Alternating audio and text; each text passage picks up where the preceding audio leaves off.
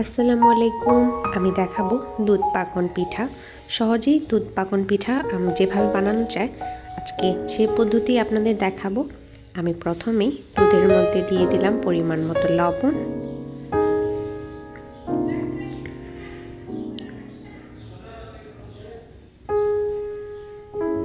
এর মধ্যে আমি চিনি দিয়েছি পরিমাণ মতো, যেটা আমি এখানে দেখাতে পারিনি।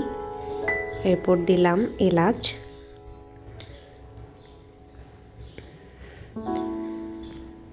তেজপাতা আর দিয়ে দিব দারচিনি।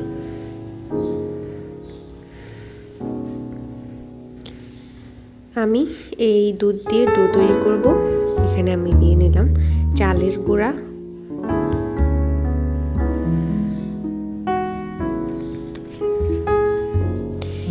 এই ডোটা আমরা খুব বেশি নরম করতে যাব না।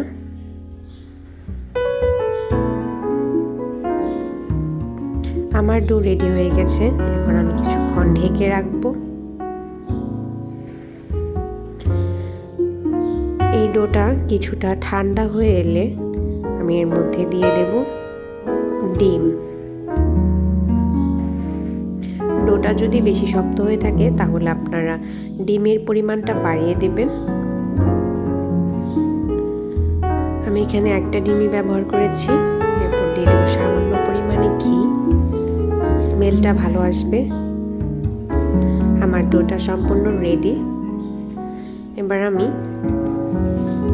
নকশাও তৈরি করে নেব। আমার ডোটা দেখুন কতটা পারফেক্ট হয়েছে। আপনারা আপনাদের ইচ্ছা মতো নকশা এঁকে নেবেন।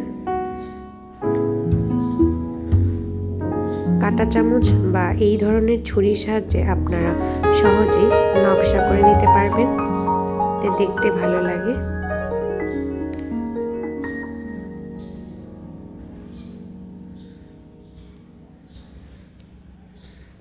আমি এখন করে নিলাম গোল শেপের নকশা।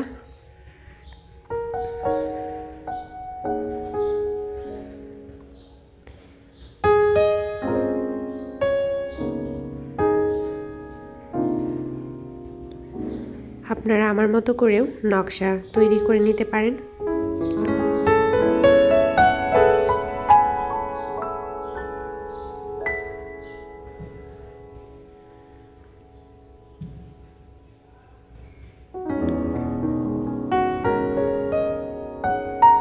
আমার পিঠায় নকশা করা রেডি।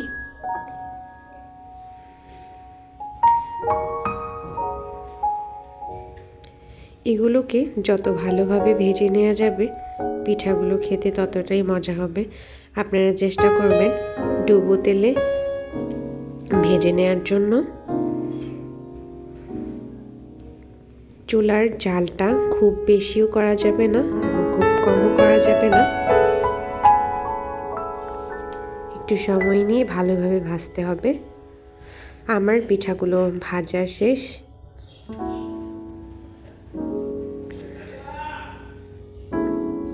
এরপর আমি আমার জাল দিয়ে রাখা দুধের মধ্যে পিঠাগুলো ছেড়ে দেব। আমি এই দুধটা জাল দিয়েছিলাম চিনি দিয়ে। এতে শুধু চিনি, সামান্য লবণ দিয়ে আমি দুধটাকে ভালোভাবে জাল দিয়ে নিয়েছিলাম। 2 থেকে 3 ঘন্টা পর ভিজিয়ে রাখার পর পিঠাগুলো খেতে পারবেন। আরও বেশি ভিজিয়ে রাখলে আরও ভালো।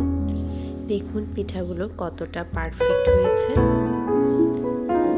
পিঠাগুলো কিন্তু ভিজে ফুলে যাবে